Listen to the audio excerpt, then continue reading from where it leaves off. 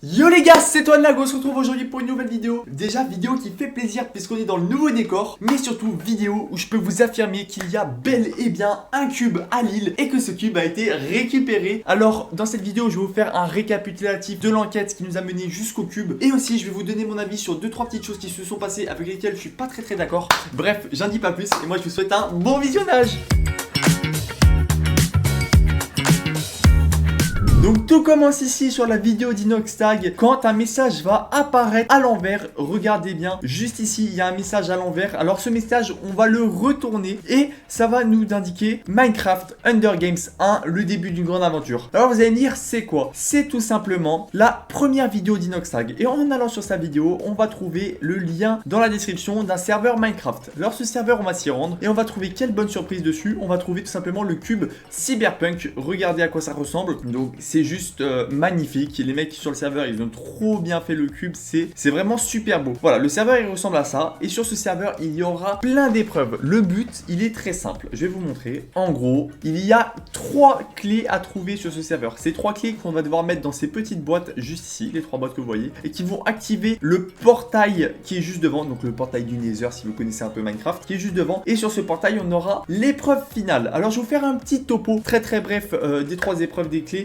Mais je vais vraiment faire ça court puisque sinon on en a pour 1 heure. Alors c'est tout simple. Regardez ce qu'il y a écrit. Un cube géant est venu d'ailleurs et est apparu sur le hub. 3 clés sont nécessaires pour activer le portail et y rentrer. Pour les obtenir, il faudra réussir 3 épreuves. Alors cette première clé, elle est assez simple à avoir. Donc c'est tout simple. Pour commencer, il faut d'abord trouver le labyrinthe. Alors c'est pas très compliqué. Il y a une grotte pas très loin du spawn. Et dans cette grotte, il y a un passage secret comme vous voyez à l'écran là. Et ce passage secret, eh bien, il va nous donner accès au labyrinthe. Par contre, finir le labyrinthe, c'est une toute autre histoire puisque le labyrinthe est assez compliqué. Regardez vite fait à quoi ça ressemble. On a vite fait de tourner en rond dans ce labyrinthe. Donc pour le finir et avoir la clé numéro 1, faut être déterminé. Faut clairement y passer des heures, voire même des jours. Donc une fois qu'on a récupéré la clé numéro 1, on passe tout de suite à l'épreuve numéro 2. Et là, on passe à un tout autre niveau de complexitude. Vous allez péter votre crâne. Alors il va falloir tout d'abord chercher 10 paraboles sur le serveur. Alors c'est relativement simple puisqu'une parabole, c'est assez gros. Par contre, le serveur il s'étend sur plusieurs maps, donc les recherches sont assez longues. Mais ça va, on va le faire, on va trouver ces 10 paraboles. Et en haut de chaque parabole, il y aura une question avec 3 réponses possibles. À chaque fois, ce sera une question sur le serveur, par exemple, quand tu as ouvert Elysium. Et il va falloir trouver la bonne réponse. Sous cette bonne réponse, on aura un langage codé. Ce langage codé, il faudra trouver que c'est de l'hexadécimal. Donc l'hexadécimal, c'est quoi? C'est une suite de chiffres et de lettres qu'il faut traduire pour avoir une réponse. Une fois qu'on a traduit tous les messages codés en hexadécimal, on tombe sur un autre message codé, cette fois-ci pas en hexadécimal mais en code César. Alors le code César c'est quoi? C'est tout simplement le fait de décaler chaque lettre de ton mot d'un nombre précis de lettres, ce qui permet de coder ton mot. Alors une fois qu'on aura décodé le message en code César, eh bien on va tout simplement tomber sur un lien. Ce lien va nous emmener vers une vidéo YouTube.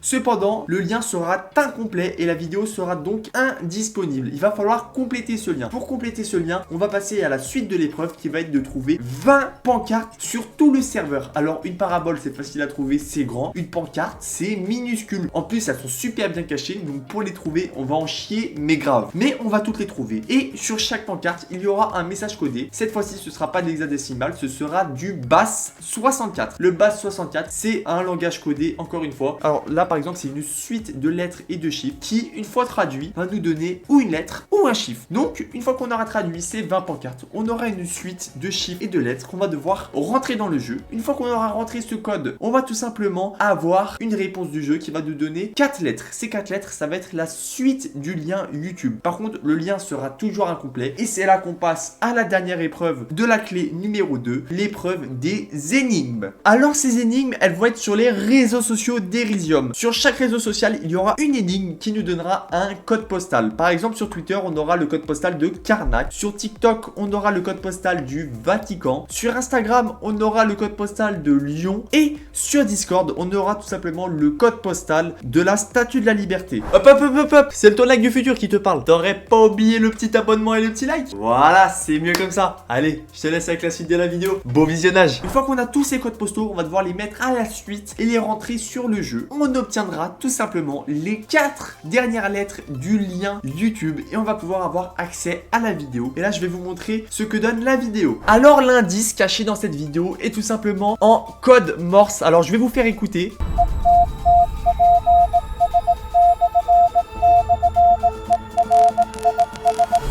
Mais c'est pas fini, on a la suite de la phrase en code Morse vers la fin de la vidéo.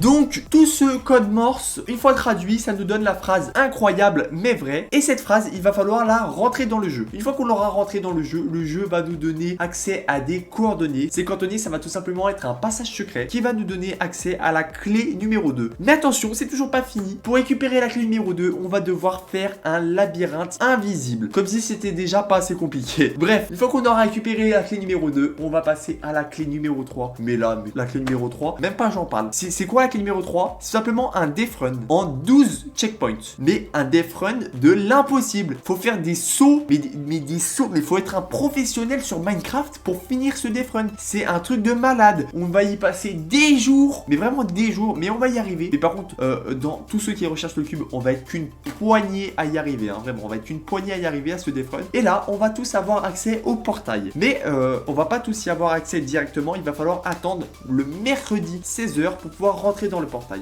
Donc là, on sait pas trop comment ça va se passer après le portail.